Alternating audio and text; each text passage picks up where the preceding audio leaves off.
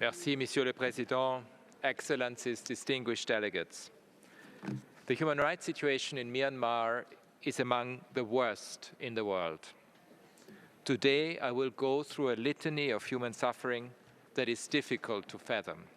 Conflict, displacement, and economic collapse have combined to cause pain and misery across the country. Civilians are paying a terrible price. The number killed in violence in 2024 was the highest since the military launched their coup in 2021. 15 million people face hunger this year, and in the latest appalling development, up to 2 million people are reported to be at risk of famine. Most civilians were killed in brutal and indiscriminate airstrikes and artillery shelling by the military as it continues to lose its grip on power. The targeting of schools, places of worship, healthcare facilities, displacement camps, and public events caused mass civilian casualties and displacement. At least 1,824 people were killed in 2024, including 531 women and 248 children, but these figures are probably a fraction of the real numbers, as there is no verified information from several key areas where heavy fighting took place.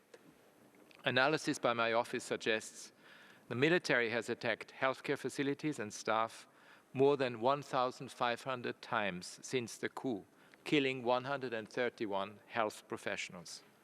Armed groups opposed to the coup also targeted administrators, local politicians, and people affiliated with the military.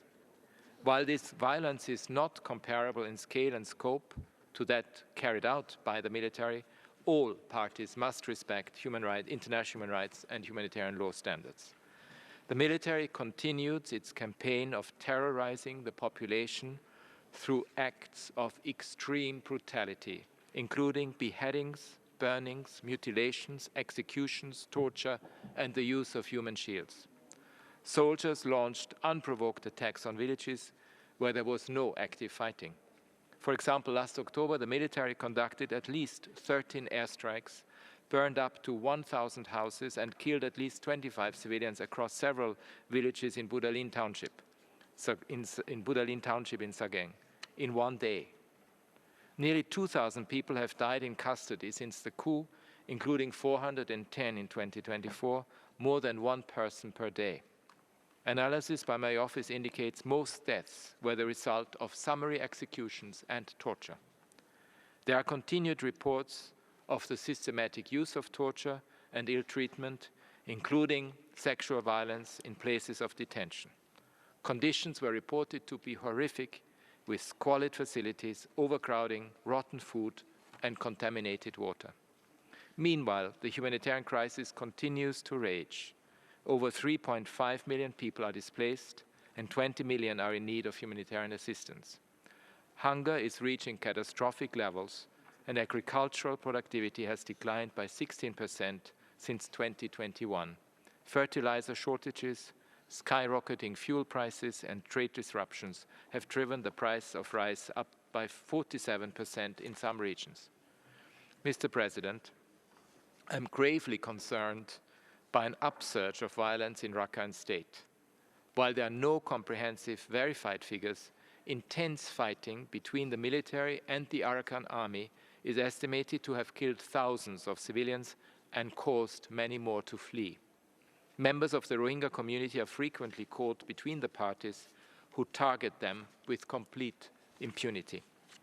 Local sources reported at least 40 civilians were killed and 500 houses burned in just one incident in Kyaukniwa fishing village in January of this year. Tens of thousands of Rohingya are estimated to have crossed the border into Bangladesh in 2024, despite the border being formally closed. More than 8,000 fled by sea in 2024, and 80% increase over 23. At least 650 Rohingya, almost half of them children, died at sea. In Western Rakhine, food production is projected to meet only 20% of local needs by mid-2025. The United Nations Development Programme has warned of an imminent threat of famine and a regression into survival mode. Mr. President, the State Administrative Council took further steps in 2024 towards militarizing the entire population of Myanmar. The activation of a law on military service led to coercive conscription into the armed forces, arbitrary arrests, often at gunpoint, and the enforced disappearance of women and men at military checkpoints and in displacement camps. Men aged between 18 and 35 and women aged between 18 and 27 face a constant risk of arrest and recruitment into the armed forces. This has created widespread fear and further displacement. Many young people are attempting to seek safety outside the country, putting them at further risk of trafficking, extortion, and exploitation, while increasing the regional impact of this crisis. The creation of so-called security and anti-terrorism groups at the local level has also blurred the distinction between the military and civilians, putting civilians at further risk. Collectively, these policies have had a serious impact on the economy, which was already on its knees. 3/4 of the population are at or below the poverty line. Less than 80% of Myanmar's children are in school, and over 3.7 million young people have left to seek protection beyond the country's borders. Myanmar's gross domestic product has contracted by 17% since 2020 and is not projected to grow this year. The currency has plummeted, and restrictions on imports and supply chain disruptions sent prices soaring. Inflation is projected at 30% this year. As the formal economy collapsed, crime and corruption flourished. The Global Organized Crime Index reports Myanmar was the biggest nexus of organized crime in the world in 2024. The country remains the world's main producer of opium and one of the biggest manufacturers of synthetic drugs. Scam centers in eastern Myanmar raise serious concerns across the region and worldwide about human trafficking and other violations and abuses. People coerced into cybercrime are often subjected to torture and cruel, inhuman, and degrading treatment or punishment, including sexual violence, arbitrary detention, and forced labor. Even when freed, they risk being prosecuted in their own countries. Mr. President, it is abundantly clear that this is a situation of concern to the international community, with serious implications for peace and security in the region and beyond. In response to this horrific situation, and reporting back to you on this is a very grim reading, as you could just hear, it is imperative for the military immediately to end the violence, to allow unhindered humanitarian access, and release all arbitrarily detained people, as demanded by Security Council Resolution 2669. In Rakhine State, the Arakan Army must do more to honor their obligations under international humanitarian and human rights law and protect all civil individuals within the areas they control. Breaking the cycle of impunity that has characterized military rule in Myanmar over decades requires holding perpetrators of human rights violations and abuses to account. In November, the prosecutor of the International Criminal Court applied for an arrest warrant against the head of the military junta, Min Aung Hlaing, for alleged crimes against humanity involving aspects of the deportation and persecution of the Rohingya in 2017. The prosecutor has indicated that more applications for warrants will follow. At the International Court of Justice, so far 11 states have intervened in the case brought by the Gambia against Myanmar, alleging violations of the Convention on the Prevention and Punishment of the Crime of Genocide. On the basis of principles of universal jurisdiction, an Argentinian federal court has issued an arrest warrant against Min Aung Hlaing and military and political leaders of Myanmar for the 2017 violence against the Rohingya.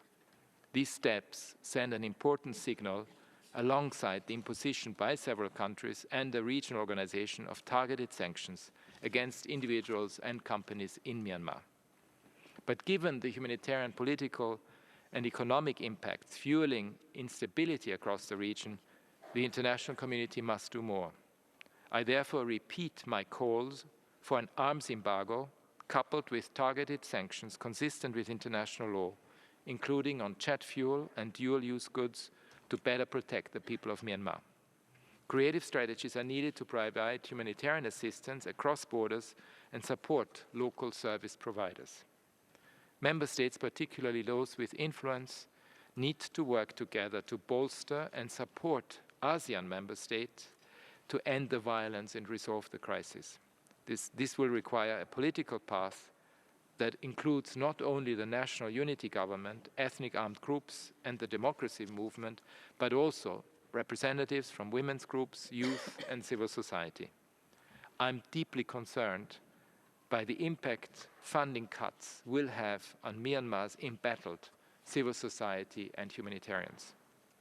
Amid challenging human rights situations around the world, I appeal to the international community to prioritize Myanmar. Thank you.